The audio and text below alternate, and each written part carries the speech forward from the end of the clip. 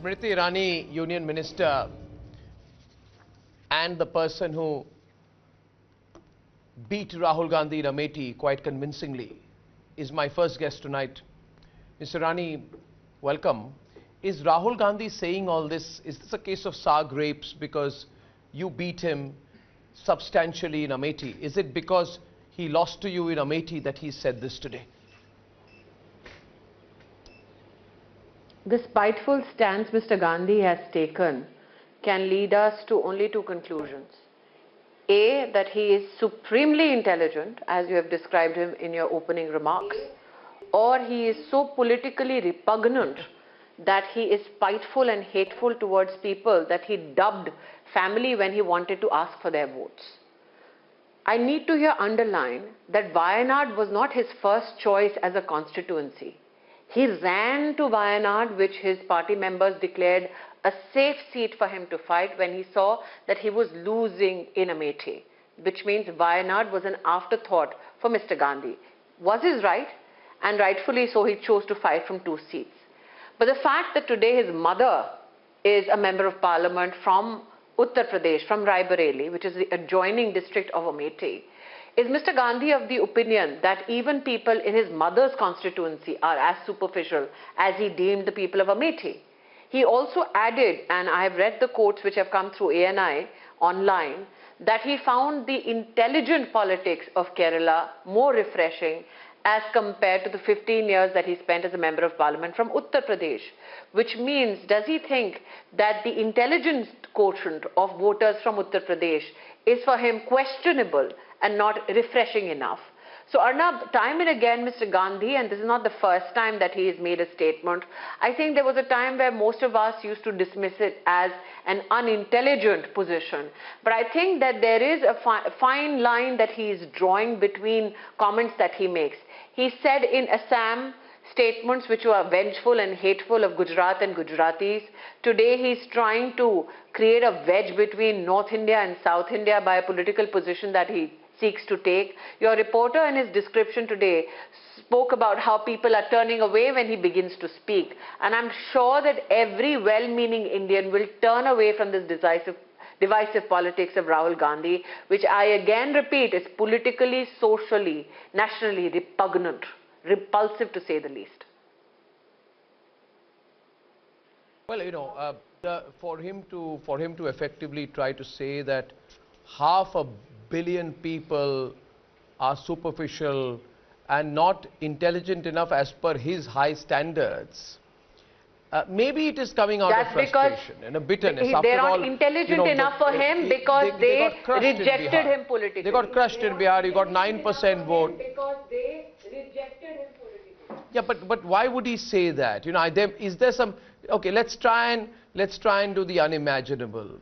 Let's try and pull water out of a rock. Let's try to find some logic behind what he might have said. You know, no. What he says. There is no logic when it comes to the name Rahul Gandhi. I'm sorry.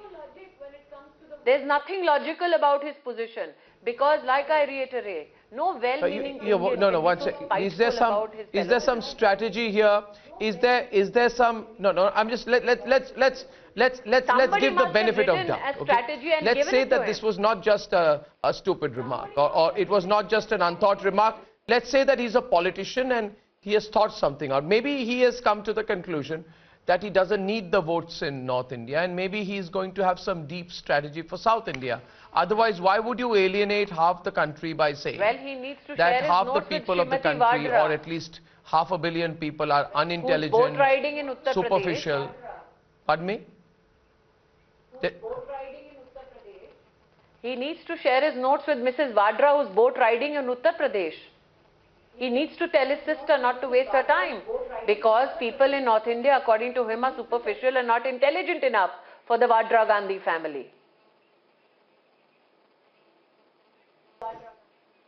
This is the Congress High Command speaking. Can they disown this comment? As to what they think about the people of Uttar Pradesh. What? Have you seen But Mrs. can Vadra Priyanka come out Vadra turn around and say that, you know, I disown my Gandhi? brother's comment? It doesn't matter. That my brother was wrong? far. It hasn't been done so far. People are asking. This is a lady who never spoke. Hasn't been done so far, but people are asking. Like I said, if you look at the family but history, it suits you, right, Smriti? I mean, to have someone like Rahul Gandhi making outrageous remarks. No, but okay. So tell me candidly. Tell me candidly. I mean, it suits you, right, to have someone like him who's constantly losing ground, making goof-ups. It suits you politically. Does it suit you politically?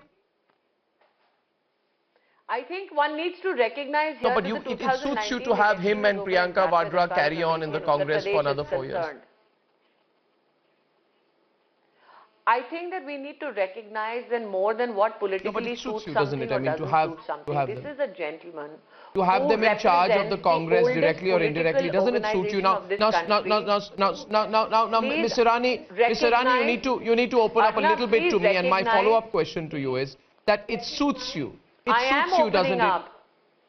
It suits you to have Rahul Gandhi and Priyanka somewhere in this. On top of the Congress, rather than someone with more experience or ability, perhaps?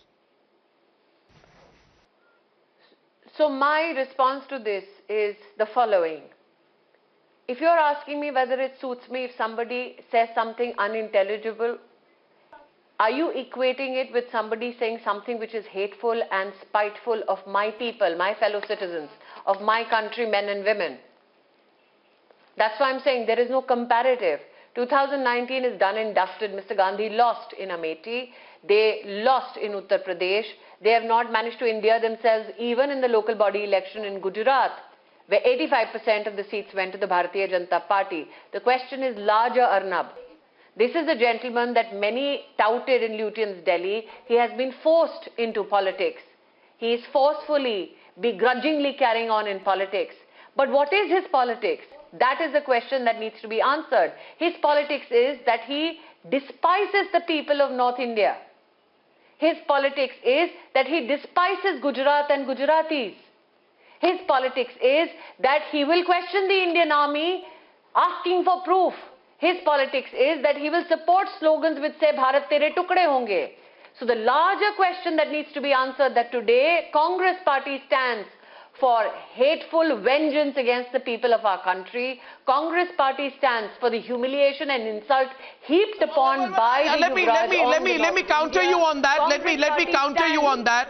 Let me counter you on that. And viewers, this is an interesting moment in the debate because this is the moment when I like to spar with Smriti, and I'd like to spar with Smriti Irani. And viewers, if you're rightfully respond to him through the ballot.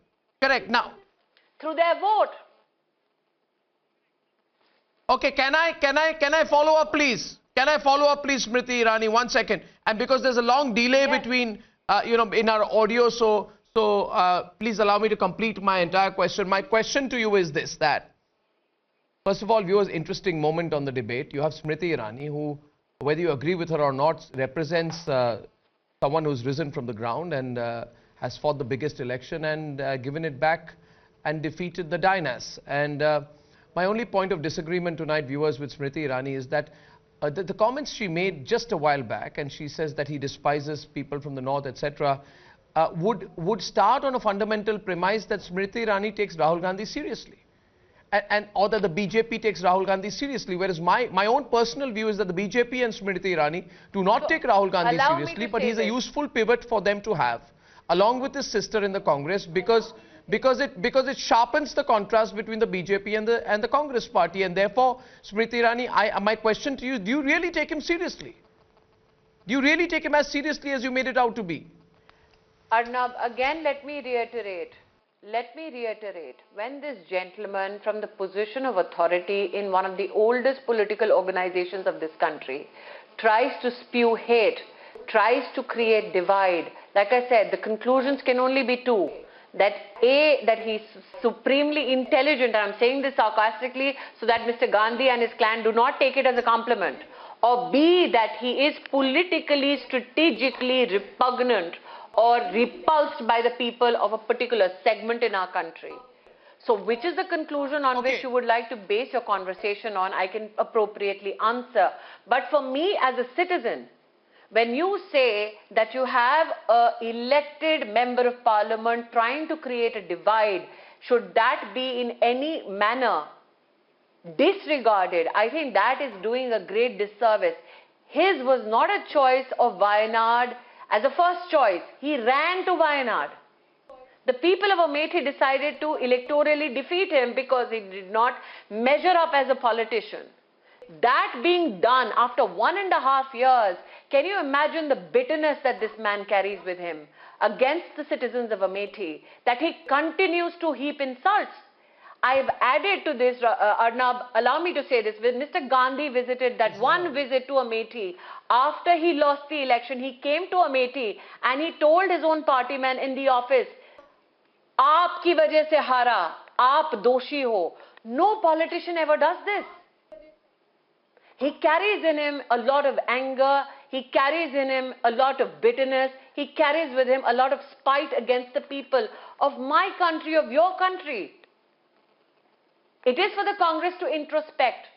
Can a man who hates India so much represent them, forget electorally, but even organizationally? Yeah.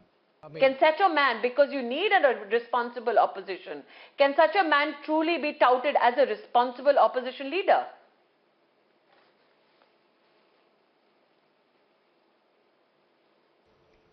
Well, his analysis is banal. This is superficial mindset. It's shallow thinking, exposed time after time. But Smriti, thank you very much for joining me right on top tonight. Sharper contrast in this country cannot happen between two people, Smriti Irani and Rahul Gandhi.